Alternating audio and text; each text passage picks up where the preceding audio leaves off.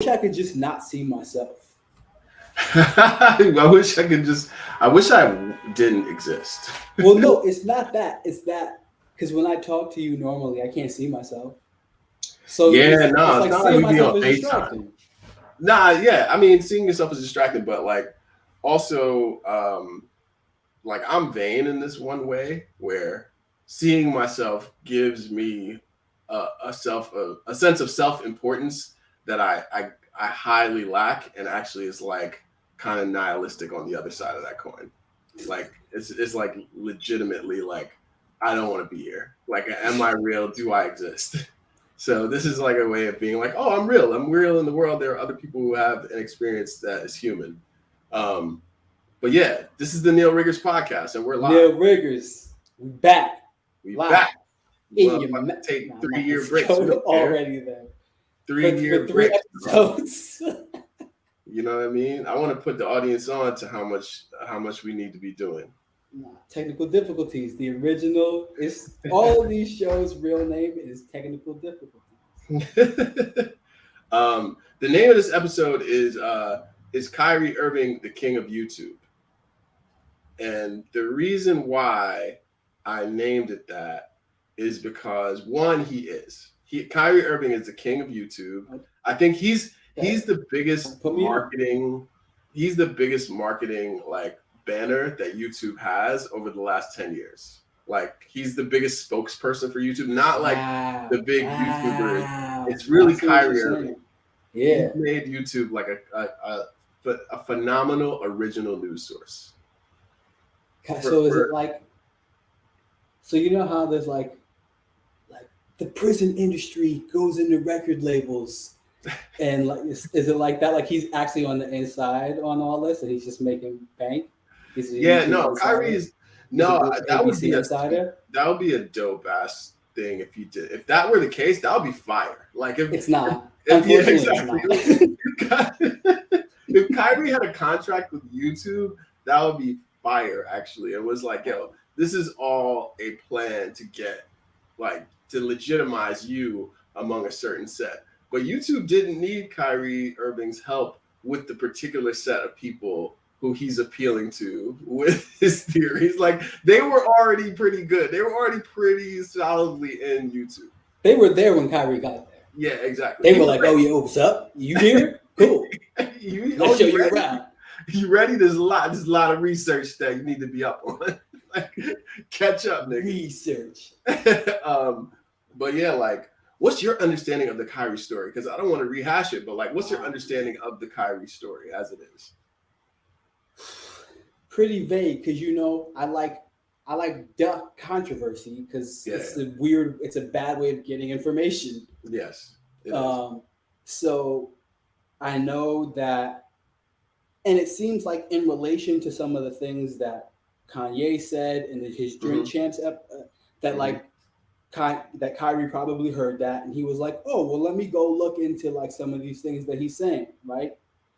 And I would, yeah, it's somewhat a little like that, but I feel like it goes further back. No, of course, yeah. Of course, right? Like, because he also recently changed his mind about the Earth being flat. Yeah, changed his mind, right? Like, it's funny what you could do with facts. Like, you just choose not to believe that. Like just empirical facts. It's just like, yeah, you know what? I'm not on that anymore. Like I feel like that was 2011. I'm past that. I will say this though. It's weird. It's super weird. Recently, somebody who I highly respect, this guy, Daniel Schmachtenberger. Yeah. That podcast. I can't remember who he said this about. He said, but one of his mentors was like, the more I know, the more that I truly know I know nothing. And that's been said a lot of times. Yeah, but this is super informed people about very important things. Yes. Actually will tell you we actually don't know much shit. Yes. So I think the greatest harm is an exaggerated sense of certainty. That's what all these things have in common. It's an Yes. exaggerated Yes. sense of certainty, Mm-hmm. right? I am skeptical of anyone who has an exaggerated certainty of any Of anything. very complicated issue. Yes. Yes. Especially Um, religion and, history, like the major pillars of information science. Like there's no one, and you're right, the people at the tops of these fields will tell you that there isn't any certainty. but going back to the main thrust, so he watches a documentary on Amazon that Watches. is that You know what I is mean? Like, um, that from what I gather, I have not watched it, and I'm only right. taking other people's because again, I'm not into. Yeah, I wasn't yeah. interested in any of this, bro. Fair. This is coming Fair. to me, right? So I'm not. Fair. But okay, that's not true. You know, I actually am interested in this, but I was approaching it a totally different way, and Yeah. this is like an inflammatory. I'm not gonna do this. You're not gonna get any Yeah, yeah. information from it going Right, this right. way. But so presents. It seems an argument to question the who the original Hebrew people are. Who are the Semitic people, right? Right, right. And makes the claim that the people who are known as members of the transatlantic African slave trade Yeah, are actually lost members of the tribes of Israel that were scattered during the period from the Maccabees to the Romans, the period between the Old and New Testament. yeah. And so that is, I think, the basic claim. Again, that's Yeah, I mean, I think that objection. what you're laying out is the basic claim of people who call themselves the Black Hebrew Israelites, and I do believe that that claim, its premise, can be very exclusive, as in, if these are the lost people, then those aren't.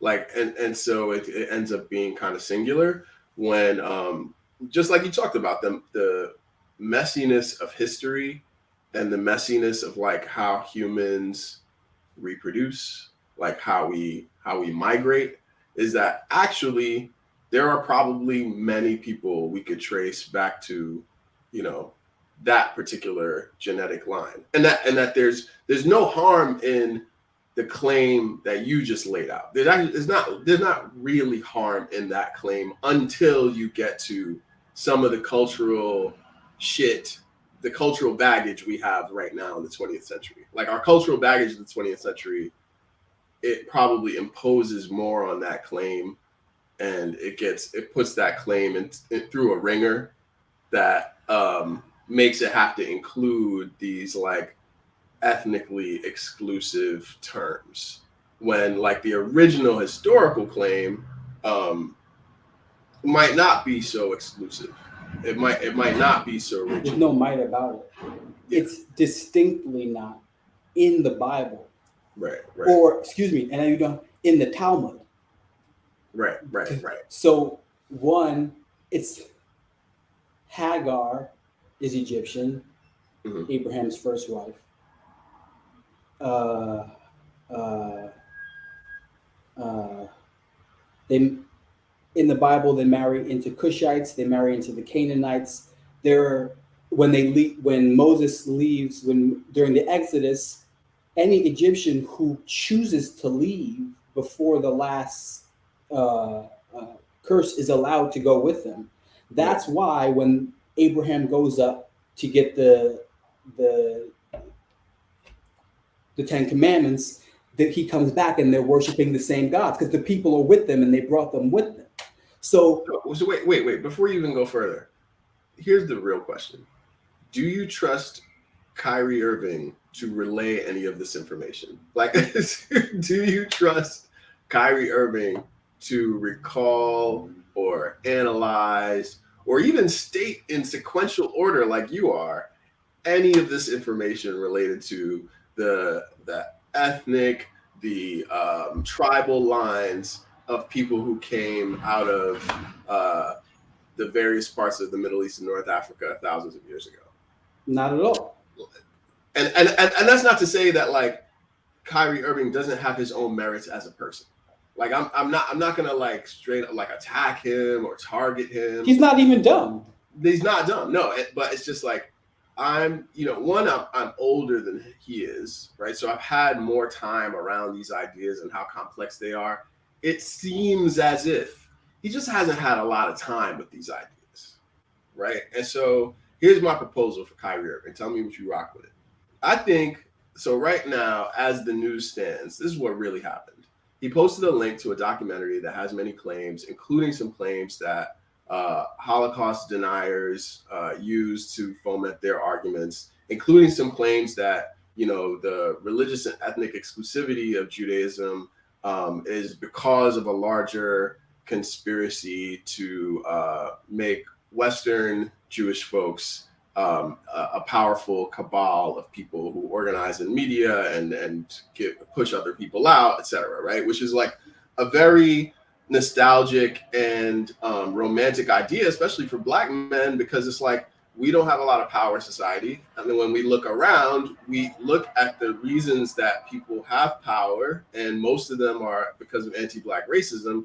And we're like, oh, if other people are not Black and they seem to have power, maybe it's because of, and then we start to roll out lots of theories, right?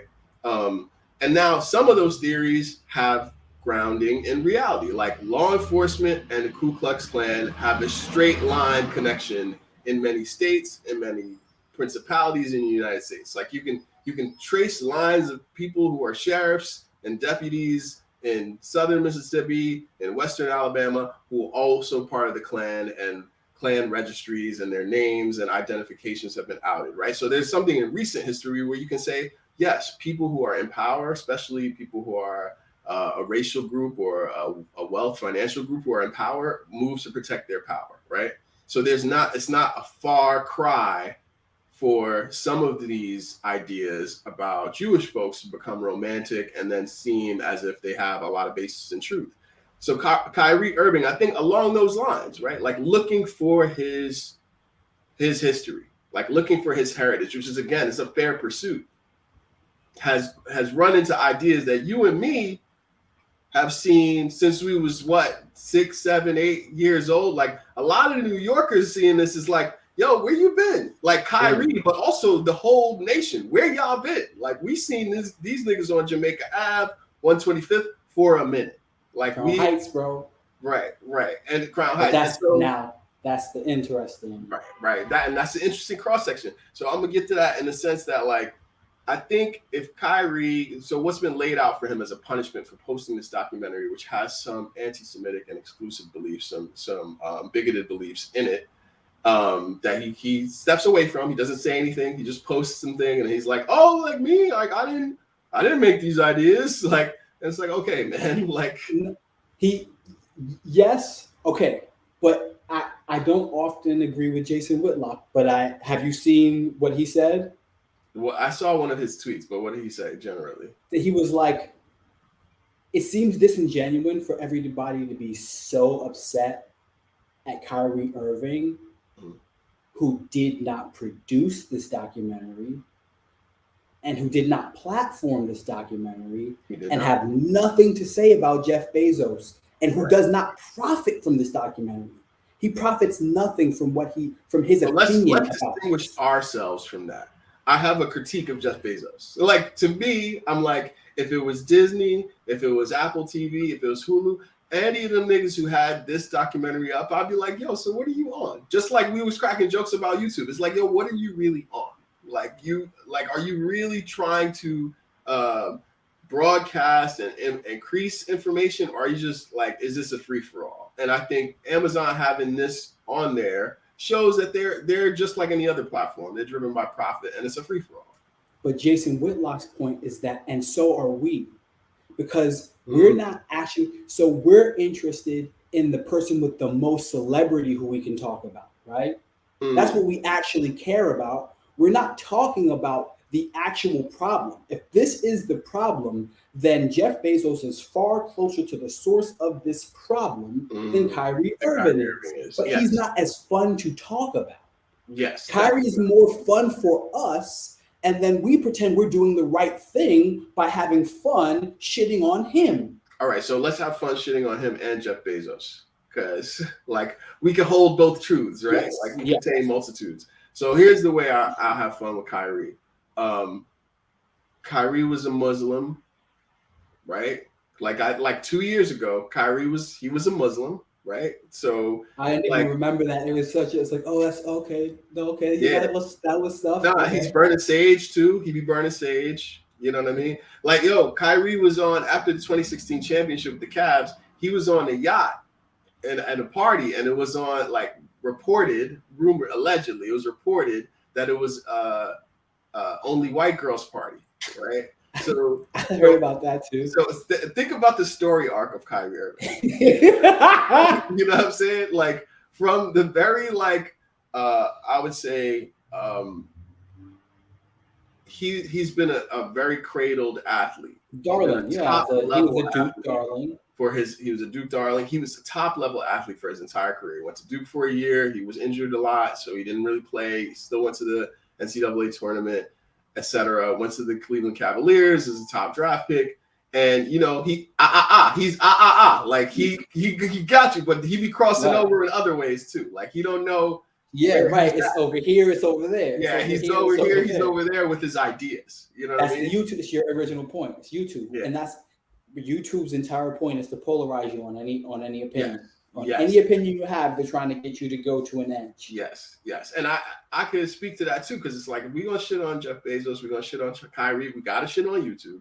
Because it's like, yo, what do y'all be doing? Like what do y'all like? I could be on YouTube looking up workouts for men over 35 on day 1 of the week, and by day 7, I'm in a like deep incel like why women are trying to fool you into getting married so that you can be feminized and lose testosterone. It's the weirdest, and it's a very direct guarantee.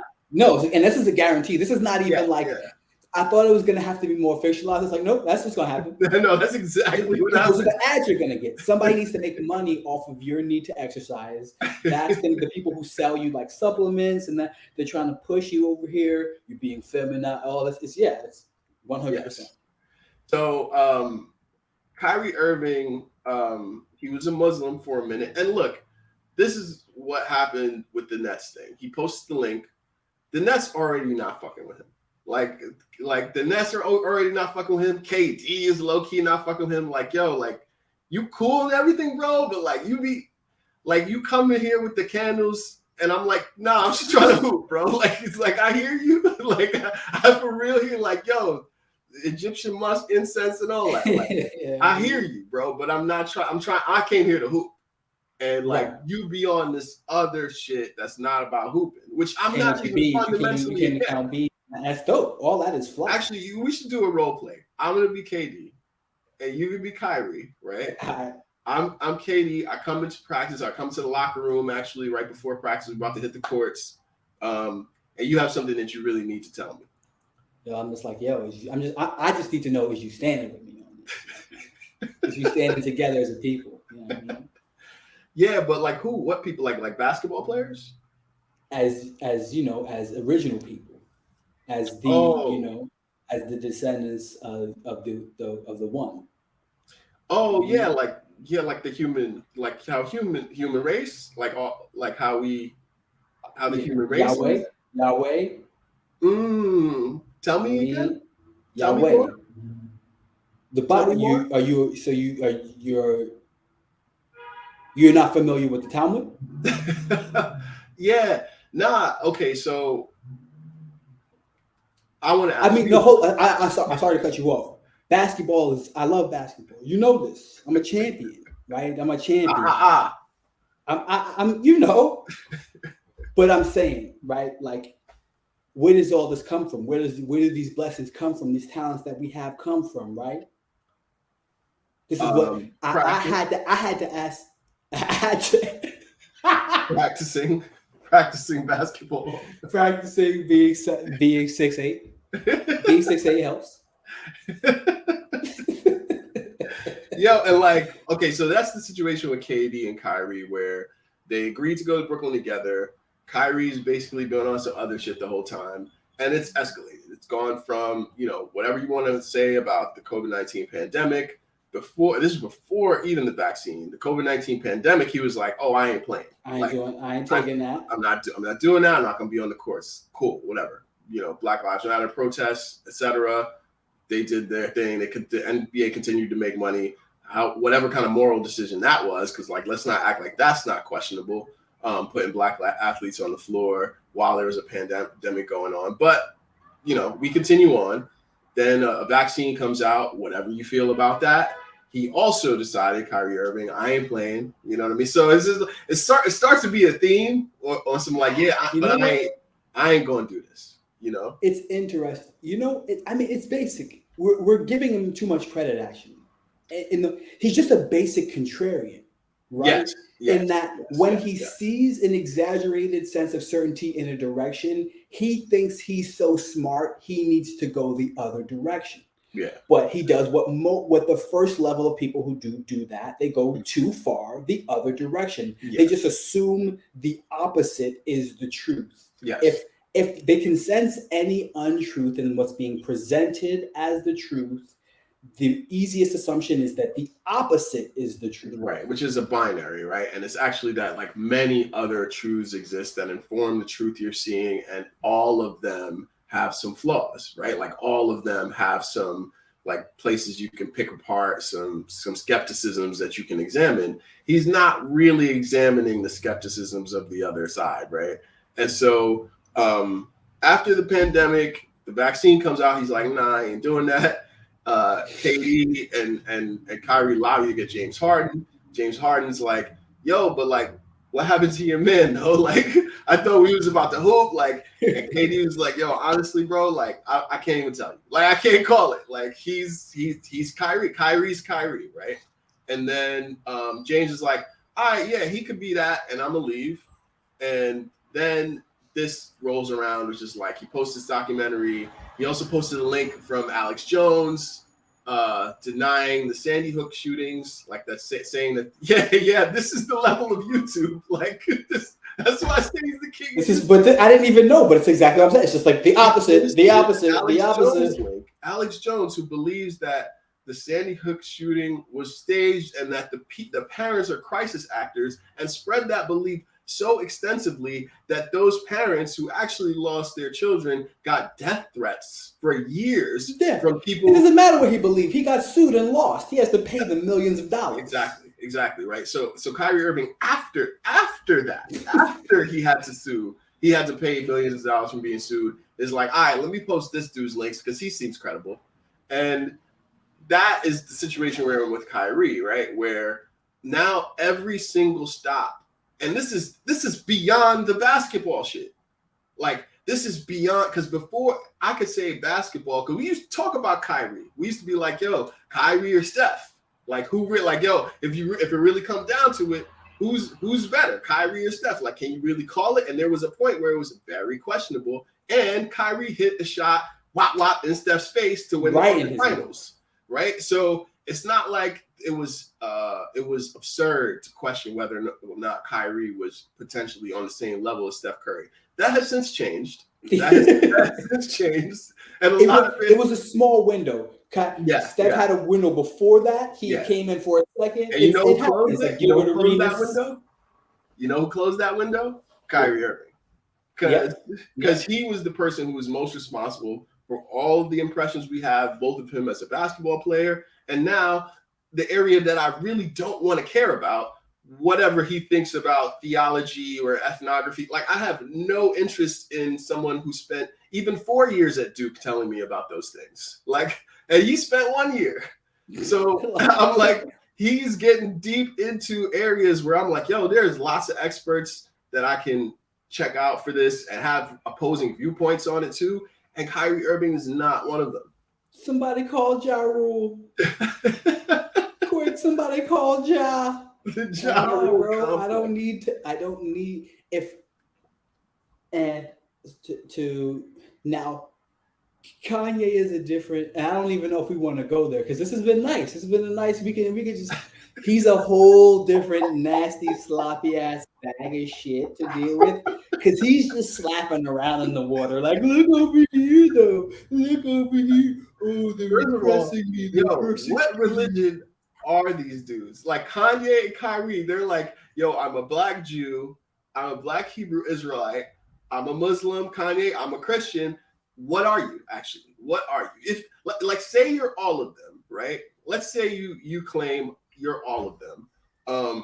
And this is what my point was about Kyrie too, is like, let's actually make him do the shit that he's claiming he is. Like, if you want to be a black Hebrew Israelite, like, let's make Kyrie do a bit of Sing Sing. Let's make him like read the, behold the pale horse. Like, yo, actually go through all the steps. You know what I mean? Yeah. Come out here on Utica Ave and start Yeah. reading passages from the Bible and striking down. Like, do all the things that are required to be this thing that you're asking to be. Now you know what I mean? Fulton Ave Israelites.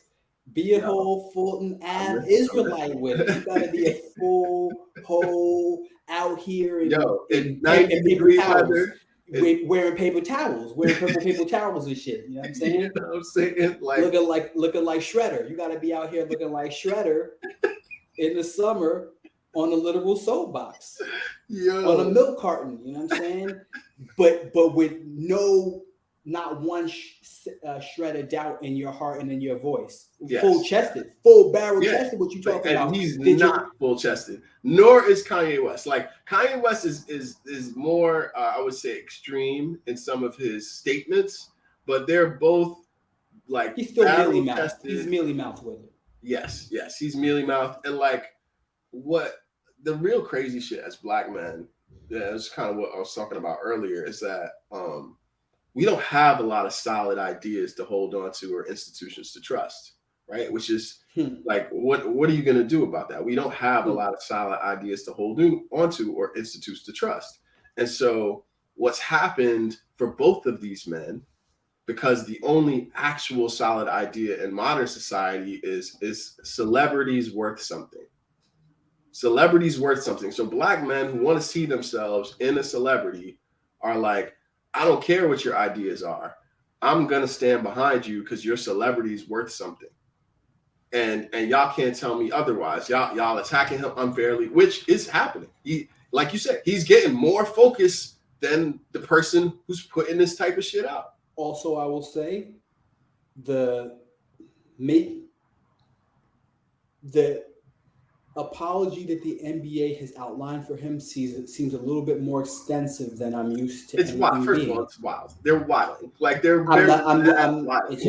It's interesting. Yeah, here's the thing, and here's where I want to become very careful that I don't confirm anything. This is not a confirmation of anything, but what is not being addressed is how the behavior, the capital mechanisms, the way they're reacting, it's not a good reflection.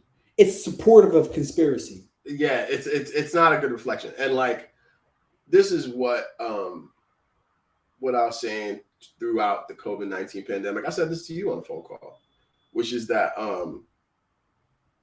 anti-blackness is the power institution that we're talking about. White imperialism, white colonialism, denying that black people are humans. That's the conspiracy, and it extends and is supported by. It extends through and is supported by capitalism, right?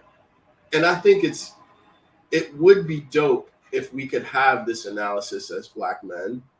It would be dope if we could speak to how it affects us without also taking on bigoted beliefs, without also taking on easily unfounded theories. Now, the only thing about that is your truth is your truth.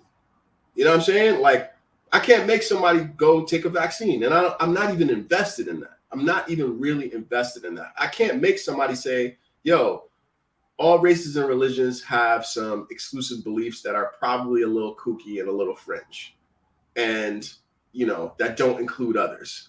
I want you to believe this one thing that I believe, which is, hey, we should respect each other more. We should stand up for the oppressed people more, or the powerless more. I can't make anybody believe any of those things, and I'm not invested in that. I think the problem sometimes is that we can't simultaneously allow for the fact that people are hurt, right? So Black people are hurt, and some of our hurt is, at least from the point of view I have, is envy. We are envious of the power that's been wielded against us, and of communities that have power, even if that power is just that they're together. Like, it doesn't even necessarily have to be some large financial holdings and wealth. Sometimes it is. It doesn't even necessarily have to be some cultural or national bond they have through rituals, routines, and customs, although sometimes it is. The fact that they are together at all, like, we have been taught to divide. And so I understand why the response to Kyrie among Black men is like, hey, y'all cutting bait on him.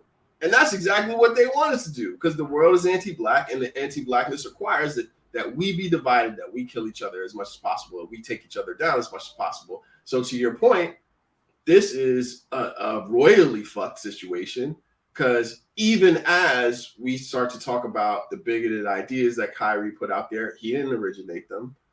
He's not the largest voice of them, right? Even as we talk about atoning or accounting for things like being transphobic or homophobic, we don't originate these ideas. We traffic in them harmfully, dangerously, but we get a disproportionate amount of the response too. It's like we get drugs. A disproportionate amount of the backlash, like with drugs, exactly. Cocaine, fucking crack. We shoulder the blame no matter what. So I can see why people feel resentful when the response to us is always this outsized, over-amplified version of the response to anybody else.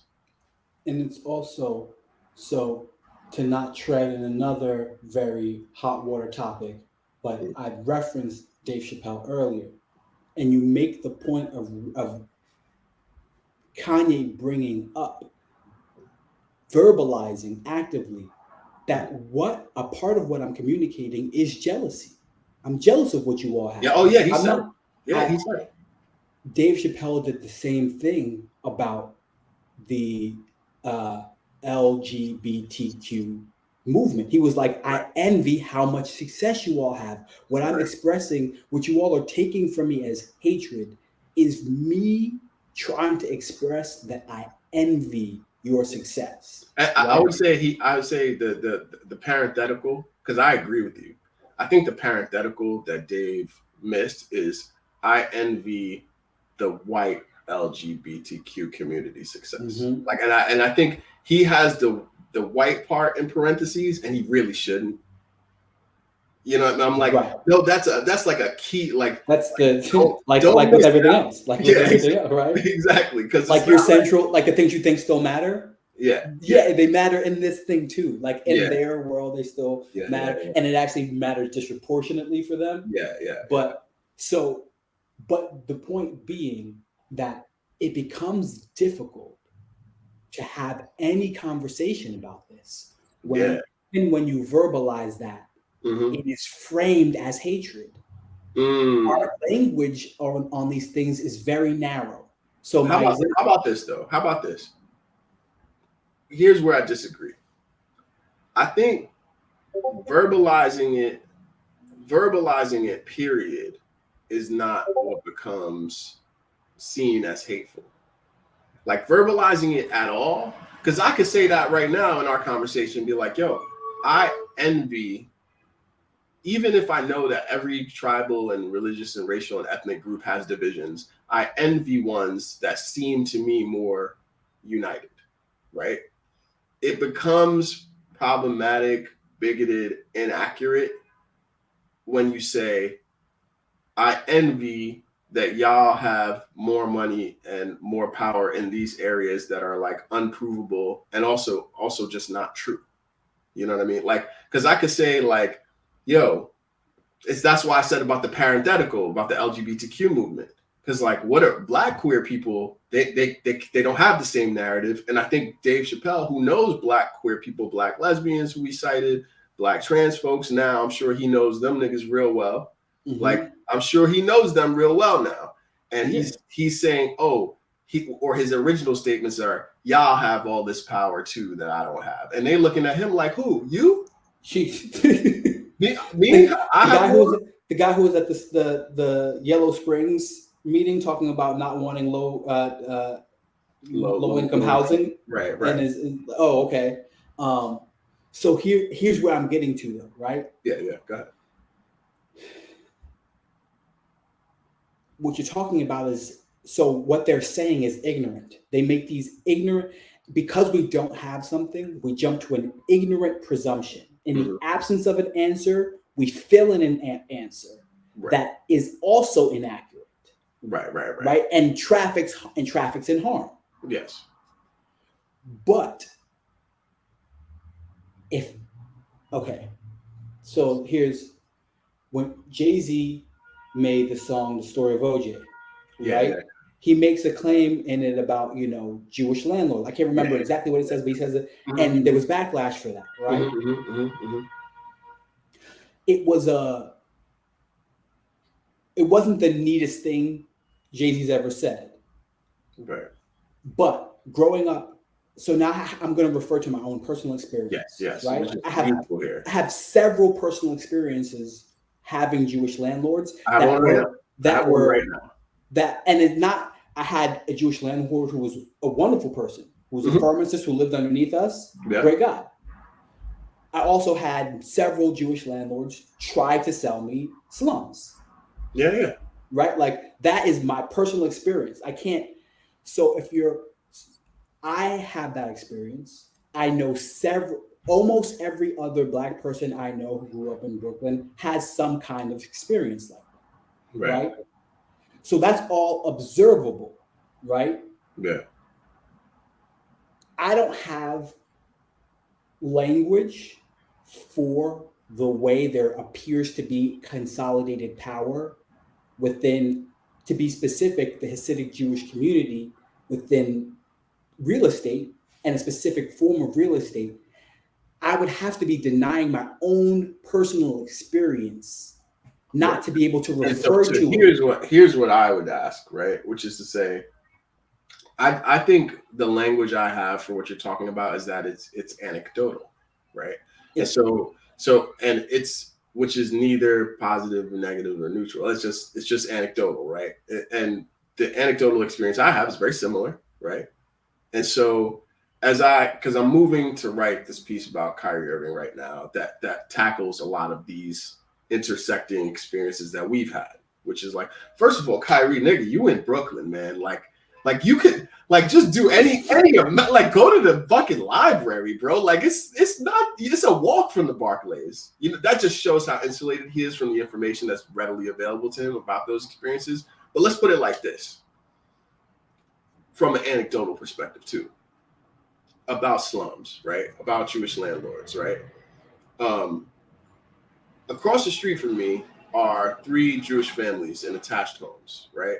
And when I say families very loosely, because I just know that there are many people living in those units, right? Mm-hmm. Anecdotally, me and my partner who live here probably and likely do have access to more money on a day-to-day basis than those families who live across the street. We are both paying Jewish landlords, right? And I can say very confidently and solidly, the other attached home that lives next to them is our Trinidadian family, right? And this is where the anecdotes get a little messier too, right? Which is to say, my family's a homeowner, right? Your family's a homeowner, right? And we could say about Caribbean and Caribbean immigrant groups, especially if you were an outsider, it's like, well, man, those Caribbean people, they really organized their own homes, and they really looked out for each other. It was like, oh, you want to buy this brownstone from this boy from St. Lucia, from Trinidad, and now you're consolidating power, right? And now, does that mean that people are collaborating to keep power? Yes, it does, actually, right? And on the anecdotal level, what happens with Jewish folks in Brooklyn, especially when we talk about the Hasidim, is that what they're mostly doing is a very small group of elites who have power within that tribe, within that sect, is exploiting the very large group, right? Because 42% of Hasidic Jews, and this is like, I believe in the neighborhood of, I think the number is like 700,000, live below the poverty line, right? And so how does that swing with Kanye's theories, right? And there are more Jews here in Brooklyn and Williamsburg and in Crown Heights than there are in Israel, right? And we have a powerful interest in protecting the Israel lobby and those powerful people in Israel. Now, the powerful people in Israel are not the majority of Israelis, right? The powerful people in Israel also don't look like me or you, right? So where does anti-blackness, where does whiteness fit into this? Where does the systems that actually preside over our anecdotal, where do they fit, right? We have to start asking those questions because on an anecdotal level, hell yeah, I paid a lot of fucking rent money to Jewish landlords in Brooklyn, right? And you know who else has paid a lot of fucking rent money to Jewish landlords in Brooklyn? Jews. Yeah. You know what I'm saying? Yep. So it's complicated. And here's the key. It is complicated, and any over certainty would be disingenuous, and I don't trust it. And so because it's complicated, people are going to say ignorant things. Yes. If they can't ask questions. If you can't, if when you ask questions, there needs to be the entire discussion gets shut down. You're going to remain ignorant. This is it. And right that here. seems purposeful. This is it right here, and this it is seems where designed for you to stay ignorant. This is where I agree with you on with giving Kyrie Irving too much credit, because if the real marker of intellect is what you said earlier, knowing that you don't know, which means you have to maintain some level of curiosity. Kanye and Kyrie Irving are incurious. They believe they've reached the terminal point of this research. My nigga, I've been writing an essay about these two fools, and I'm being bold here, but I've been writing an essay about these two fools for 2 weeks. 2 weeks, and that's only 2 weeks worth of research. And in that 2 weeks, I found that 42% number that I could cite you, that I could also verify, that I can go into multiple sources to verify. In 2 weeks, I found and watched a play by an actress and playwright named Anna Devere Smith. Anna Devere Smith is a legendary actress. She's mad dope. She wrote a play called Fires in the Mirror in 1992 after the Crown Heights riots. And the play was composed of interview snippets of Black people and Jewish people that she then turned into dialogue, and she acted out in the one-woman show of each of those characters, right? For everyone from Jewish leaders to a dude on the street that she met in Crown Heights who's, chilling, smoking Lucy's in front of the bodega, right? Because she wanted to understand the attitudes, the dynamics, the circumstances, right? Kyrie Irving would not walk 10 minutes to the library. Fires in the Mirror is at the motherfucking Brooklyn Public Library. You know what I mean? You want to take out a DVD of it? You want to find it on YouTube, my nigga? It's there. It's literally right there. He was on Amazon. He's like, nah, I'm fucking with YouTube no more. YouTube be banning niggas. They be shadow banning. I'm on Amazon now, nigga. I only watch shit on Twitter now. My man Elon is over there. And the thing about it is, like, how is it if you're such a contrarian thinker, you end up with a bunch of the same contrarians with the same ideas? Like, you got some contrarian billionaires, right? Contrarian billionaires. Yo, put that on a t-shirt. Put it on a t-shirt. We have Kyrie Irving silhouette, Kanye, Elon Musk, contrarian billionaires. Donald Trump on the back, like, peace, niggas. Yo, that would love. That would be actually fire, yo. Like, yo, let's write that down. It's like, make this podcast make money. Contrarian billionaires. I'm really writing it down. Yo, and I know who the designer could be. I'm gonna shout out to Frank. shout out to Frank Jr., Frank William Miller Jr. I'm gonna holler at you about this design. But I wrote. I mean, you know, it's funny to me because we have been, like I said, we've been in these ideas, like in the thick of them.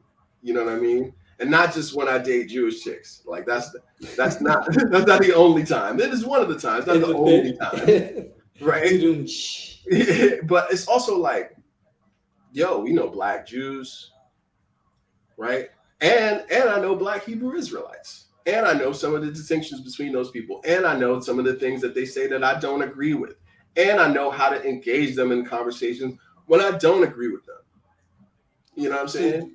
So are we going to go to the heart of it? Please. All right. Because I feel like we've had a great conversation that's been, it's been a corporate conversation. It's been a, you can still keep a corporate sponsor on it. now I'm about to, Listen, let's go for it, man. Let's go for it. Because we're talking about saying ignorant things in relation to anti-Semitism. Yes. Okay. From your understanding of genetics, Drew, I know you're not a geneticist, you're not a biologist.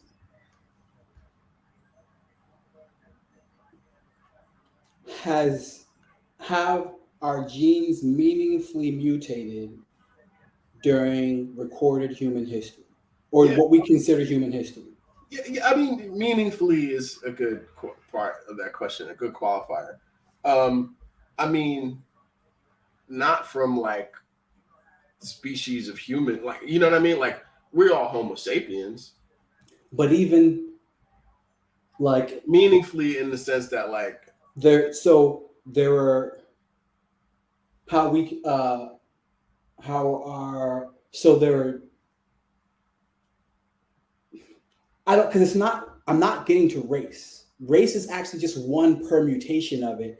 Because even inside the African, let's say the African race, there are obviously several specific kinds of permutation of human. And of course, you will the billions of people, but it's not what I mean. There are like very specific, distinct groups of human beings. Sure. Because I do this research, there are like bodies of times when a mass of humans grow, right? It's like, yeah. And from what I learned,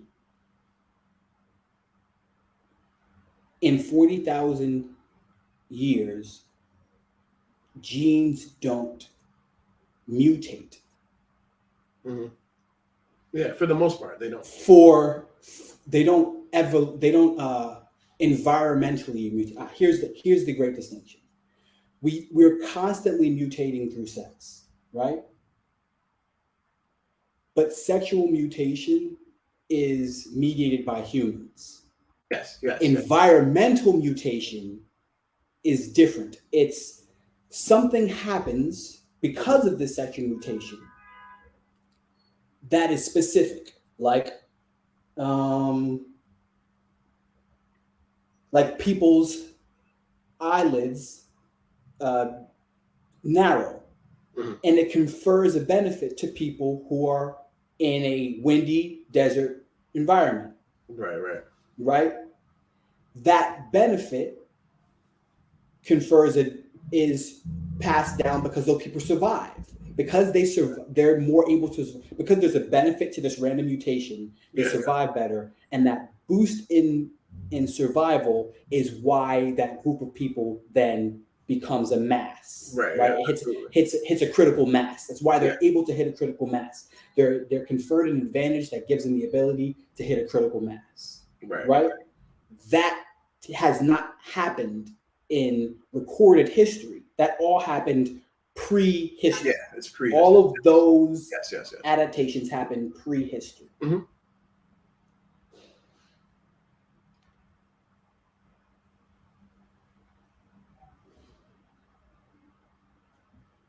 Jewish is a religion, but it's an oversimplification to say that. It is also if you understand the religion, the way it works, it fundamentally You're is through based within an modern ethnicity. Right. Exactly. It is based in a heritage, right? Yes.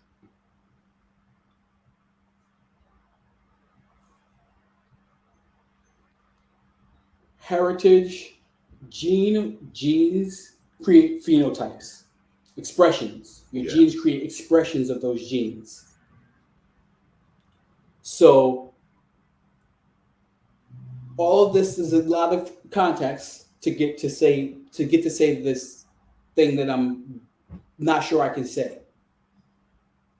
Are we saying then that from a genetic phenotypic perspective, Jewish people in the inception of the place that because we refer to the Bible as the Talmud for their real political standing right now. So it's a state, right? It's a national state, right?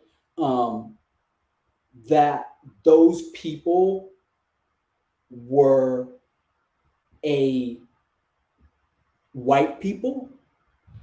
Okay, so I have an answer I have an answer for that. Who did you have your first two children with? A Eastern European Jewish woman. Okay. Was that the first time that's happened between those two phenotypes? Right? No. So I think that's really it. Like what we call miscegenation, like human beings, like you said, we through our reproduction, we change. We change many times over. Because even when you go back 4 generations, that's exponential change, right? Like that's exponential combination of 2 genetic traditions and lines, right? And so the real the social answer, because the genetic answer is that we choose people who are phenotypically different, especially with the advent of international and global travel, international and global cultures crossing and migrations. That just happens, right? So you have mestizos in Brazil and Mexico and Latin America. You have many different racial variations. But what we're really saying is socially, what has the label whiteness meant to the Judaic heritage? What has the label white meant to Jews? And when whiteness, which is only post-transatlantic slave trade, when whiteness became a specific social currency, right, that also excluded phenotypic Jews. Like that's the history, right? Like whiteness excluded phenotypic Jews to the point where they changed their names when they came over from Eastern Europe, from Russia, from Poland. They changed their names because their names were markers of that Judaic tradition, whether you want to call it heritage, racial heritage, cultural heritage, religion. Those names were an indicator, right? And there were some things that, like the texture of their hair, there were some phenotypical indicators too. But when whiteness, as in the color of your skin, which was written into racial law, like there was racial law in the United States specifically, there was racial law in the UK specifically. When that was codified and it became advantageous, it's the same thing you were saying about our genetic, the Darwinism point you made, which is like, yo, I got to survive. So I, who is lighter than people who could be identified like me and you, am no longer Goldstein or Goldman. I'm Gold. I'm Jake Gold. Mm-hmm. I'm not even Jacob Gold. I'm Jay Gold now, mm-hmm. Right? And I live in California or New York or Michigan or wherever it is because it was socially advantageous to be white. And I think that happened specifically when what you're talking about. That happened specifically at around the turn of the 20th century. So that doesn't make sense to me from a genetic standpoint. Because, okay, so that's because their phenotype is already what it is at that point. 100 years Or ago. is it many phenotypes? That's my question. No, of course. But here's the point. Of course it is. Mm-hmm. But what I'm okay. So let me get to the center of the point then. The state of Israel, right? We know that there is the body of the Jewish religion is actually extremely multicultural. Yes. But is Israel an Arab state? No, I mean, I think you're right to say that the interests of white Jews have glossed over the interests of the multiracial coalition of what we know factually are Jews. Like factually, they're Jews all over the world. But the interests of white Jews, this is my point. The lens I'm looking through is that the interests of white Jews has glommed on to other forms of white supremacy, white colonialism, whatever you want to call it, to now create a separate interest that is more powerful than their larger body, their larger population of a multi-ethnic, multiracial. Because like, just by accepting the premise that there's mad phenotypes in the Judaic heritage, you can accept that there are Ethiopian Jews. You can accept that, like that phenotypically, that's part of the history. You can accept that there are Arab Jews, right? Like phenotypically, we're talking about racial heritage plus ethnic traditions plus the specific Judaic religious tradition that Judaism comes through. So all of those things are together. They are. It's a both and in my perspective. It's a both and. Those things are together, and white supremacy operates in that mess to say, all right, these people are more important in every group. So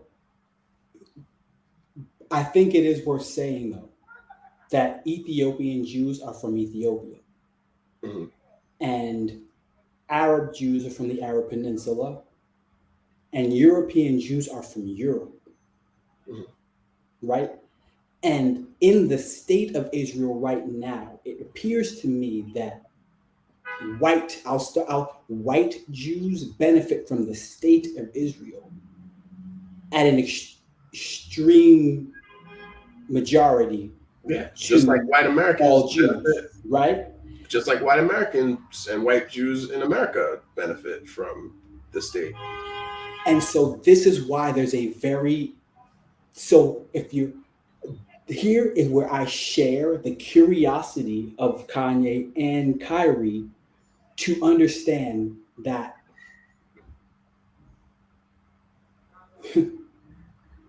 if you've read the Bible, you know that, and people who are Jewish know that there are just certain things you have to do to be a Jew. It's simple. If you do the things you have to do in order to be a Jew, then you're a Jew. You're Jewish, right? But knowing there's a real state that exists, we're like our real politics, our real world is being influenced by claims in a book. The claims that this book makes about the real world, mm-hmm. and people's faith and belief in that. And who those claims that all Jews benefit from, right? It's because Abraham promised that land to the sons of Jacob and Isaac, and Isaac's sons Jacob became Israel, and his 12 sons became tribes. This is how we're really that's the story, and this is our real, actual world, though. Our real world, like real bombs and fighting mm-hmm. happens based on this. Okay, right. So it's meaningful to investigate who are the people who this land was promised to that make it able for all Jews to now have this land. And what's great and meaningful about that is if you get to the conclusion that shit is problematic. It's complex. It can potentially exclude many of the people who were part of this heritage and tradition and ethnography. Like it's okay to do the research and to conclude that it is. It's okay to do the research and say elite people throughout history, throughout the history of time, have consolidated power. Elites, and that looks like whiteness mostly in the modern era. So it's okay to conclude that. And I think where the NBA has fucked up is it's obvious where Kyrie's fucked up. It's obvious where Kanye has fucked up. That's what I'll say to your original point. Like it's obvious. It's easy to play in their face because they're acting like fools and they playing in our face.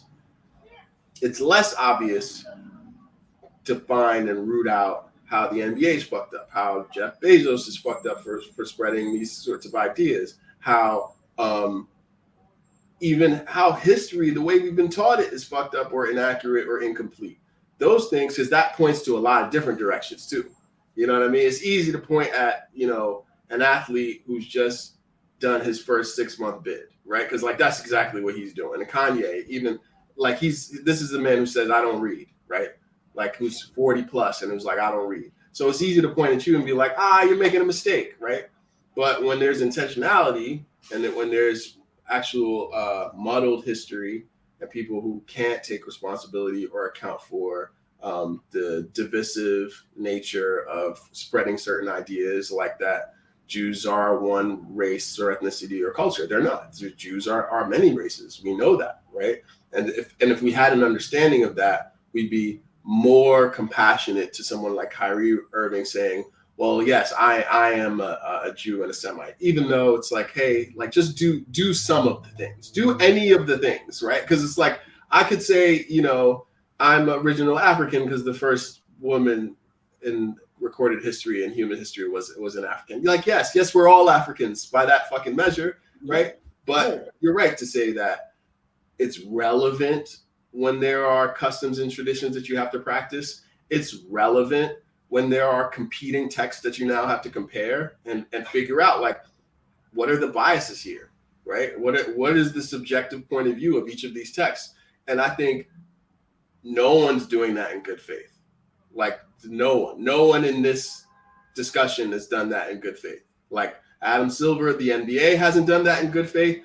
Joe Tsai, owner of the Nets, who was a Chinese billionaire. Like we didn't talk about all the different interests that's happening and all the world and geopolitical, like there's a lot of shit going on. And of course, it's all going to get dumped on Kyrie, a 30-year-old novice to a lot of this information. Who I know, who has mastered a game, right? Like, why are we using him to talk about this stuff? It's just, we're entertaining ourselves. And thank you for getting that. That's the central point. This is a beautiful discussion because it's like, it makes me want to go do more research. That's the thing. It's like, it just makes me want to find more information and more competing accounts. And like, because that's the same thing about the Israelites I could go to Yucca Ave and see right now. They've reached a terminal point and they believe you should reach that terminal point with them, right? Just like a scholar at a university who says they're a Judaic scholar and they become rigid. They've reached a terminal point. And I don't think there is such a thing. Dogmatism right. is our issue. But the problem with Kyrie Irving is that he's that person on social media that's like, thoughts? Thoughts? Question mark? Like, no, that's not, you don't get to do just that. You don't get to have 30 million people following you and because you have a platform now. Like now you are the medium. Now you are a person who is a source. And because that comes with, I don't even say responsibility, that comes with an effect. So don't be surprised when the effect happens to you, right? Exactly. That's the plain and simple part of it. But also when you're Jeff Bezos, when you're Adam Silver, there's an effect because now people are asking questions about you. What information are you supporting? That's what's important. And it's important to me that we also ask questions about the things that are a little bit more opaque, that are less, that we don't only have the fun conversation. Absolutely. And look, that's why I would rather us say it than Jason Whitlock say it. You know what I mean? Yes, Like, because yes. I know what his agenda, where he is relative to blackness and anti-blackness. I already know where he. I literally didn't even think it was him. I was like, "Who's this?" But you see, he sees what the profit is in talking in this way. He sees where the polarization is going to get him something. For sure. Right? For sure. And the division is going to get make him any something. Point that he thinks is clear. Any point that he thinks is like, was clear and will get a bit of effect, he'll make. Yeah. Yo, this is a great return to the podcast. Yeah, man. I'll be sharing this far wide on social media. I hope y'all enjoyed it. I know my girl Lorraine checked in. Shout out to you, babe, and anybody else who took a moment to watch. Appreciate y'all. This is the Neal Riggers podcast. Kyrie Irving is the king of YouTube. He is. You convinced me. And at first I was like, okay, huh? I mean, and then it's like, and once I got it, I was like, yeah, this is like a brilliant dome for this conversation. Yeah. Appreciate you, brother. Love you, man. We're going to do the same thing next week. Yeah, we are. Yes, we are. All right, G. Peace.